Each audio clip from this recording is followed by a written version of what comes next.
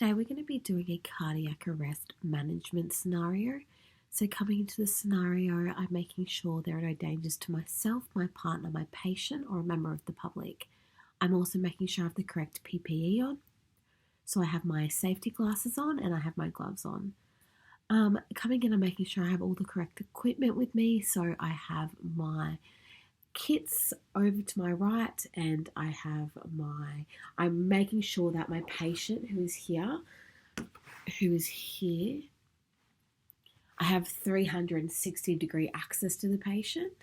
So as I come in and I'm seeing the patient, my initial thing is, hi, my name's Keely, I'm from the ambulance, I'm here to help you. There's no verbal response, so I go in for a trap squeeze and the patient does not respond. So from that, I'm seeing that going through AVPU, AVPU, the patient is not alert and not responsive. So first off, I'm seeing if there are any major life-threatening issues to the patient. Are there any hemorrhages or bleeding out of the nose or anything like that? And there isn't on this patient. So first off with the patient, I'm coming in and I'm assessing the airways. So I get down like this, so like level with the chest, and I'm seeing if the chest rises and falls, and it isn't, to see if they're breathing, but this patient, it isn't. I then go to check the pulse. So I could check radial pulse or I could check thoracic pulse, see if there was one.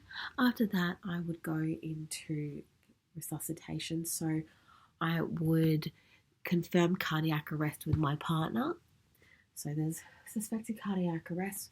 I'm going to quickly call for backup and do an IMIST report. So calling up, hi, my name's Keely, I'm the paramedic on scene. 12-year-old male, his name is Frank. Mechanism of injury is suspected cardiac arrest. No other physical injury sustained. Signs is unalert, unresponsive, and we need the highest level of clinical care. Further back at the start of the scenario, we would do an ETA report. So our exact location would be 52 Bunstruck Street. The time of incident is a 16-year-old boy, has collapsed. There are no hazards to the situation. We would be doing this at the initially entering the scenario, Number of patients is 1, and we need the highest clinical level of care available. So after we've done that was to my ethane. Now coming back to the IMIST, after we've done that, we would then go on to, I direct my partner to commence compressions, as that is our priority. We turn the monitor on, so my partner would be commencing compressions like so, like that. I'd be getting my defibrillator here, beep, beep, beep, beep, beep. Plug that in. I'm attaching the cords. The defib pads are on. I then charge the defibrillator, continue compressions to 200 joules. And that would be the defibrillator would be talking to us. So my partner would be continuing compressions like so, like that. And this would then go 50 tens max. Fib, so that's a shockable rhythm. So standing back, charge, shock. So now we can touch the patient again. We'd commence CPR again. And going on from that, we'd see if we could administer any IV fluids, any adrenaline, anything like that. Going on. So my partner is continuing compressions and I would be assessing the airways, moving the patient down. I'd be coming around. I'd be making sure I have the correct arrest. I'd get the correct. I'd put that in, twist it, and it's in. I'd get my bag valve mask, lay that on there. 2 breaths per 30 compressions. 1, 2. Perfect. So we'd keep doing this. Check the defib again. After we'd be going through it, we'd check the defib again. VF, so it's another shockable rhythm, stand back, shock.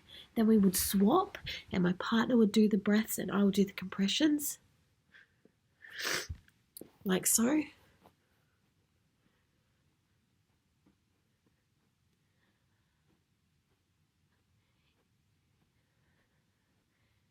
And then so on. After doing that, we would stop again. We would check the defibrillator. And now it's a normal sinus rhythm, so it's a non-shockable rhythm. And after that, we would go on to checking, are there any suspected spinal injuries? Are there causes for arrest? The H's and T's, hypoglycemic, tachycardia, stuff like that. We'd then go on to consider the location of the backup. So would call backup again. Yeah, we're still at 52 Brunswick Street. Easiest location is through the front door, so come through there. Yep, perfect. So that's confirming the backup, and they're on their way as well. Then we would go on to check the patient.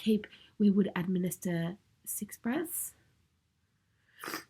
And then we would, my partner would be on breaths and I'd be checking vitals. So I'd check BSL, temperature, SpO2 stats, and we'd have an ECG attached to monitor the patient's heart in case of falling into cardiac arrest again.